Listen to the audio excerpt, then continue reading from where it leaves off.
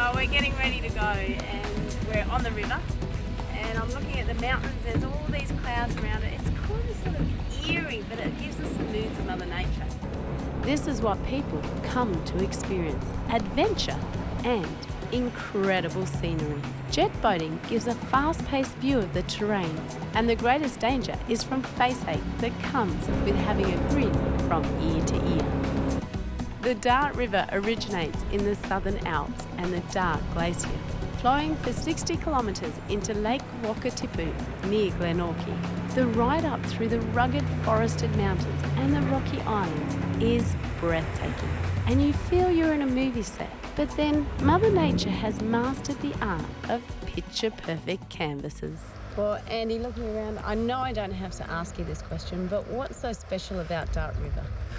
Well, you know, I think the core essence of the whole environment up here is Te Wāhi Pounamu, the World Heritage Area, which encompasses Fiordland National Park and Southwestern National Park and also Mount Aspiring National Park. So the area that we're standing in at the moment is Mount Aspiring National Park. So we're looking at some very original rainforest.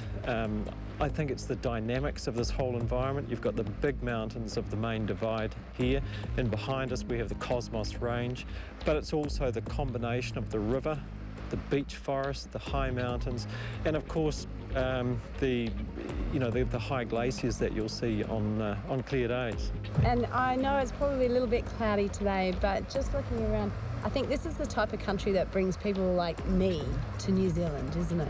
I think what's special about Dart River Jet Safaris is the fact that we provide an all-encompassing, there's a real diversity in the trip, from both the excitement of the jet boat, which is that great Kiwi iconic invention invented by Bill Hamilton all those years ago, to getting out into the great outdoors, to actually getting out into the forest, the mountain forest, to being on the river, the scenery, some of the film locations that we used, Lord of the Rings, for example, Wolverine, another more recent one.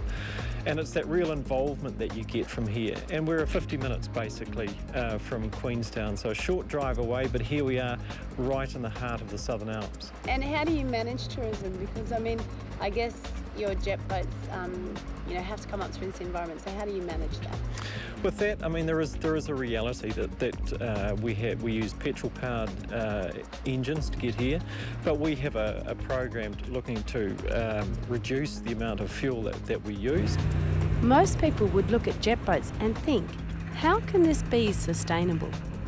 There is a reality that petrol-powered engines are used, but Dart River works with EarthCheck to guide them in how to best reduce fuel consumption, make changes to trip routing, and harness new technologies, while closely monitoring other areas of the business where impacts can be lessened.